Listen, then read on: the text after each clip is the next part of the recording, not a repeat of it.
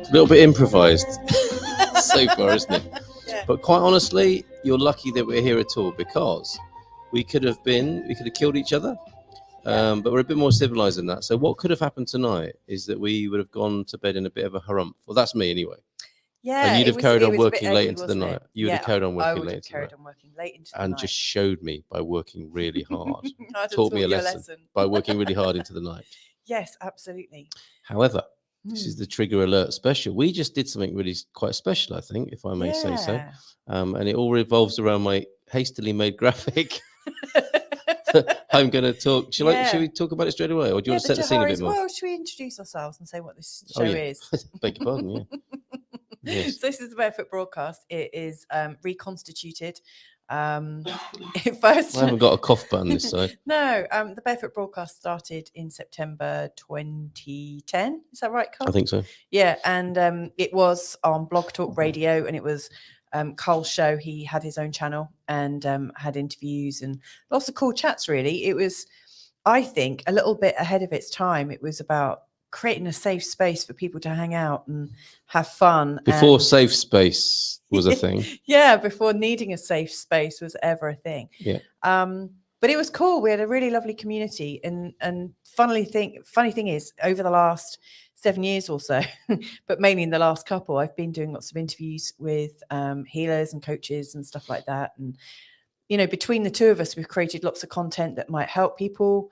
But, you know, what we wanted to do, but what we wanted to do was just bring it all back, you know, under one roof, under the Barefoot broadcast name, and just have some fun with it.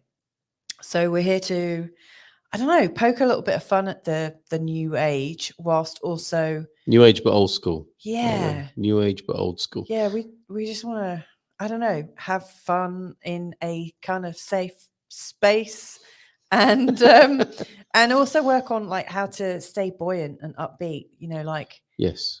I mean, what's planet Earth like at the moment? Well, that's, if I take a light relief, that was, I think you nailed it with that light relief for Planet Shit Show. Yeah. Because the world out there, as it were, the construct, the collective dominant narrative, is in quite a roller coaster ride at the moment, isn't it? We are in those, you know, that Chinese sense of interesting times. Yeah. And that said, life is good. Life itself is good. It's the living bit that is, I think, is the struggle. Yeah. And we have had a little prototype for this, haven't we? The remix of the Barefoot broadcast with the tits show we've been doing recently. Yes. But that ended quite badly, didn't it? Just recently. Yeah. Well, it ended, and then we kind of didn't yet pick it back up. But there was that feeling that we would pick it up, and I think actually what we're doing here is really the continuation of it. Yeah. You know, the idea of the Inspiracy Theory show was to tits for short was to have an irreverent look at what's going on in the world and how we can make sense of it, and reclaiming the put down of conspiracy theorists. Yeah, because I think there are lots of people who are inspiracy theorists, so rather than conspiring around a theory of negativity, of gloom and doom, and responding with more of the same. Yeah. Inspiration, I think, is an upward spiral and an outward spiral of things of our own choosing, you know, things that are beyond the current narratives. And I have a really strong sense of this in the last few days, that if we don't choose an overwhelming and grand and magnificent narrative of our own, we'll get given the leftovers or the standard practice, won't we, of the current setup. And a lot of people, I think, given the harrowing times of the last 3 years, I think a lot of people have I'm trying not to cough because I haven't got my cough button, and it's just getting worse each time I think to myself, don't cough, but we know how that all of that sort of thoughts become things, stuff happens. It's a really good example of it there. But in the harrowing last 3 years, where people have been, you know, so we had these last 3 years of pandemic lockdowns and all sorts of assaults on ourselves and our senses, and now we're going from that into some sort of financial situation, and it's very easy to succumb to what's being delivered at us as a possibility. Yeah. And the two options, it seems to be, are like, just get your head down and go with the flow, or cut down the 15-minute city CCTV camera,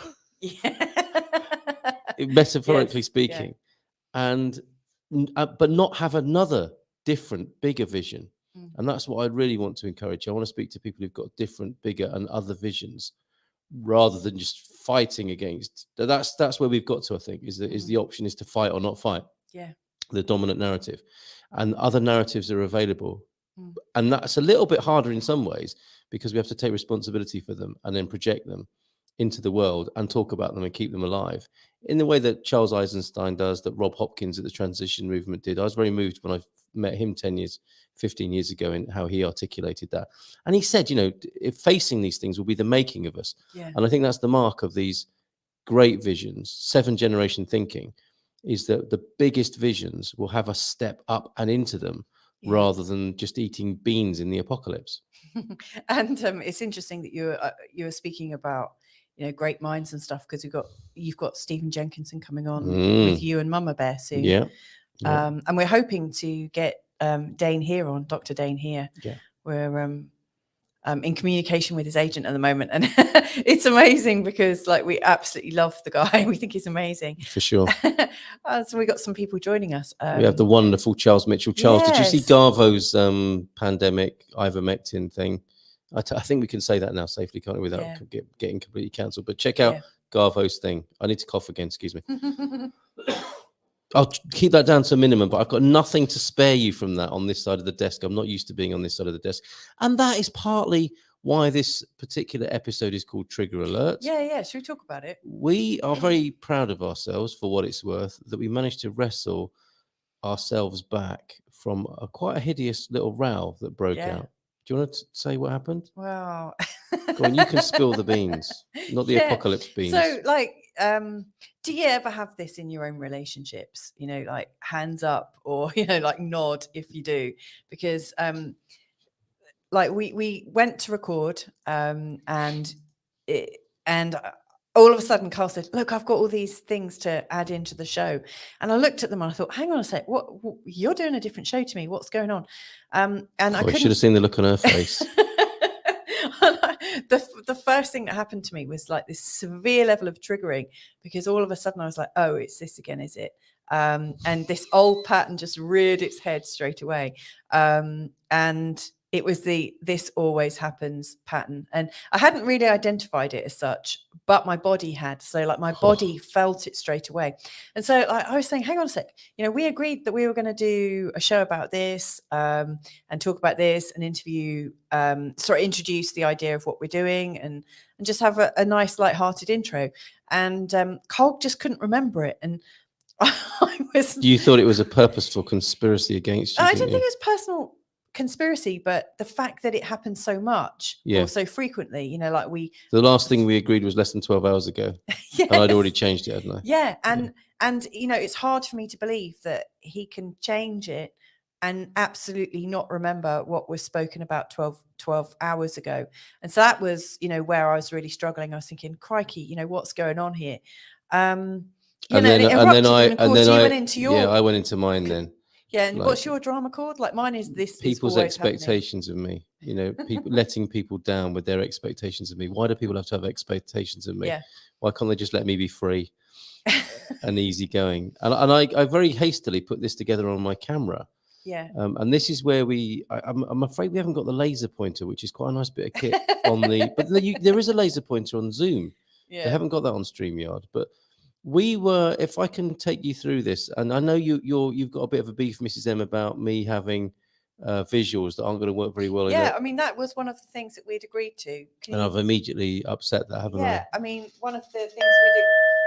Oh, that's our these goal, are our isn't it? Times out. That's halfway point where we take a breath. No, I think it's the first 10. Oh, is it? Yeah. Well, I'm happy for a couple of them. Let's just ground ourselves a sec. Okay. Yeah, I'm feeling better. It comes back, doesn't it? Do you remember? The little dong comes back. Yeah, the dong. Okay, but can I hang explain? on, before you bring up your picture, I'm wagging a pencil your little now. picture. So I went from "this always happens." He went to people's expectations of me. I just want to be free. Yes. At which point I Aw. found another thing to take offense to, because I said, you know what, I really resent you making me the fall guy here and making me the bad person. Because the moment you say, I just want to be free, what I hear is that I'm the boring one and I'm the one. And then your suggestion Is was, that a triple trigger? yeah. Right. Yeah.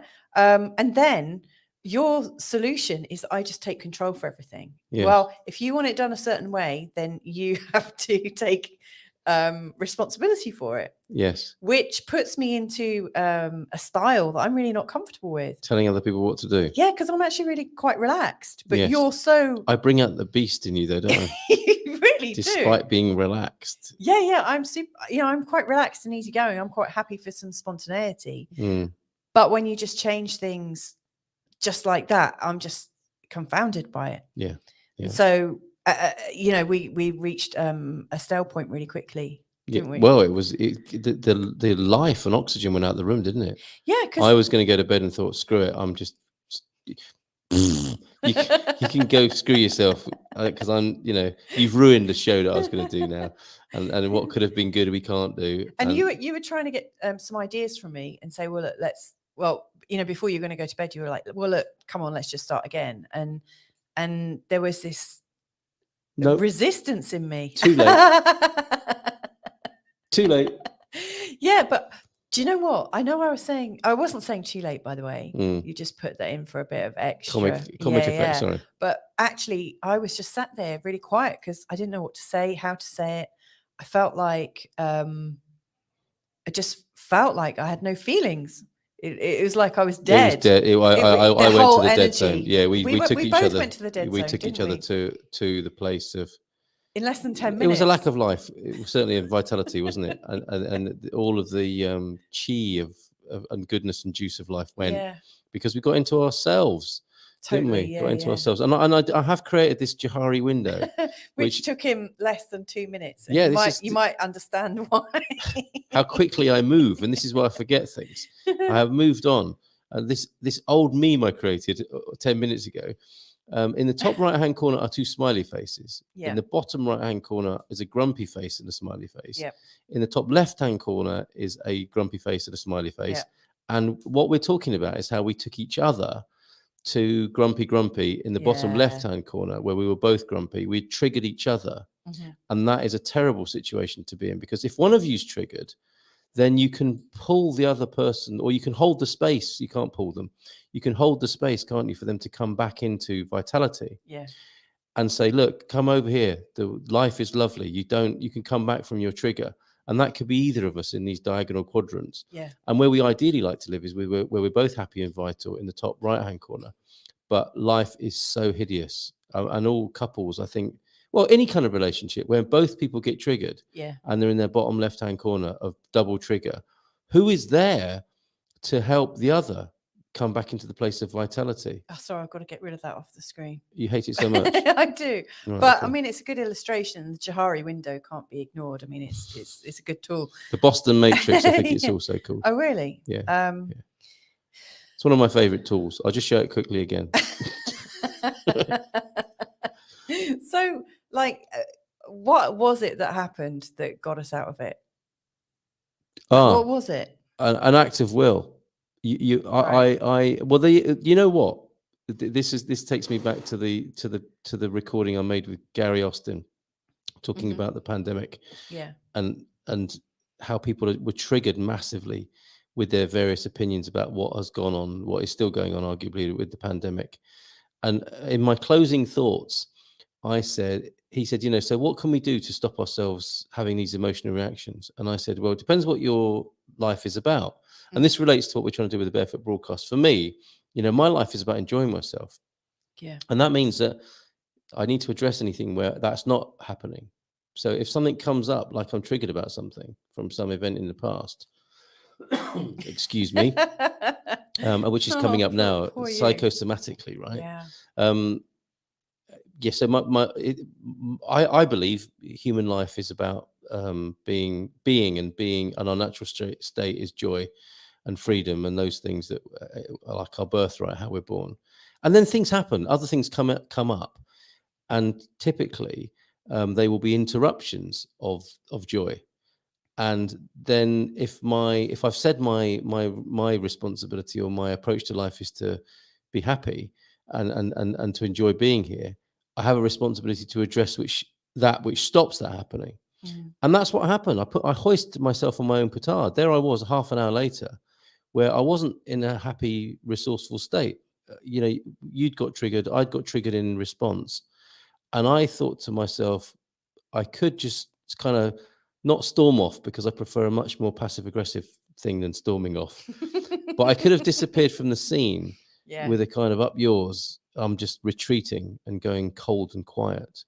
But I thought, no, that isn't how I want to be or how I want to live my life. So I dared to keep talking, and we came round, didn't we? It was like, in a way, it is like standing on your own shadow. When both people are in their shadow, which is, I guess, another way of putting it. When you've both dropped into your shadow, it takes quite an effort for those two people, without the aid of a coach or a facilitator, to pull them back out. And it's not pleasant work when you're in that place, is it? It's only pleasant when you come out of it. It's beautiful when you come out of it. And we've celebrated with wine the fact that we're here. The funny thing is the moment you come out of it, all of a sudden everything feels free and easy, and life is back. Yeah. Yeah, it's like we can breathe again. Yeah, quite so. Yeah. Really, really funny pattern. So what would you say has changed? Because like we have had these kind of upsets before, and they've really blown out of proportion, haven't they? What would you? Well, I've given up being as attached to it as more than I've ever done. Right. Simply. Yeah, and then I think that possibly makes it easier. Again, I might be hoisting myself on my own petard, because it might happen again tomorrow morning. Yeah, when you say things like that, it's like an invitation, isn't it? but isn't that great? Yeah, that's. I think it's like an invitation. Well, and I think what better way to spend life than challenging oneself to grow and to unfold and to enjoy more of life more often. I mean, to me, that's what we're here for. I don't say that that's what everyone should do, but it is what I'm about. Yeah, I mean, isn't that really? That's so nice from Facebook user. Hi, something new.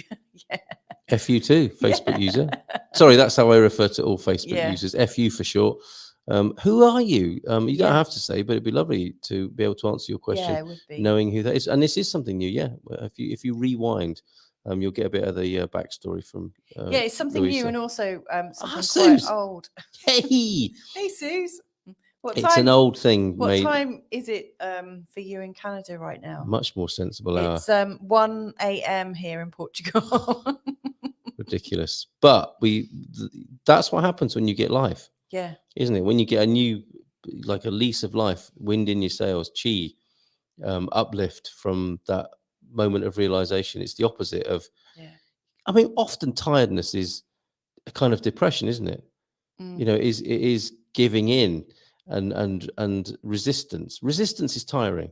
I guess that's a better way of putting it. I don't want to sound judgmental about depression, but resistance is very tiring. Not being in flow is tiring. Being in flow is invigorating and helps you stay up and do live streams at 1 a.m. Growth can be painful. Trying to like the person looking back at me in the mirror. Absolutely. Yes. Absolutely, Thanks for that, mate. Charles. Yeah. I see you, man. Definitely. Yeah. And hey, you, 6 p.m. That's a very civilized hour, isn't it? 6 p.m. in Canada, 1 a.m. in Portugal. Wow. Fantastic. Yeah, thank you, Charles. Isn't it great that we've got these opportunities to connect like this? I really like that. I hope it's we're getting ready for another big dong. Oh, are we? Okay. Yeah. You guys might want to be with the dong with us. Go with the flow. Yes, want to be with the flow. Flow with the dong. Which is Let's hope it comes on now. You built it up, haven't you? There is going to be a dong in a minute. You don't have to wait. You don't have to be a sort of Pavlov's meditator. There we go.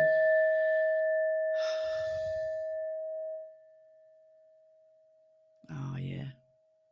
It's not dead air. It's like dong air. Isn't it? Do you know what I think has really changed for us? And this is why one of the reasons why we want to get Dr. Dane here to chat with us. Wow, how amazing will soon. that be? Yeah, that would be so amazing. But one of the things I think has really changed for us is we've been listening to a lot of the videos by Access Consciousness, and I've listened to some really good audio books. In particular, one that I think is really amazing. I might get the name of it wrong. Is it Body Whisperer or Body Whispering? The Body Whisperer. Yeah, it's I think. amazing. Yeah. By Dr. Dane here, and I've listened to it quite a few times actually. But one of the things that has really come up for me is Carl and I have been using some of their ideas, in terms of statements, just like, I mean, like, I'm sure pretty much everyone that's listening has used some kind of motto or some kind of mantra that's really, really helped them. And so we've been saying, all of life comes to me with ease and joy and glory, which is very much something that they say a lot in Access Consciousness. And, when I first heard it, I just thought, yeah, I'm not sure I like that. It just it just didn't feel like it was kind of the language that I might use. Would you agree with that?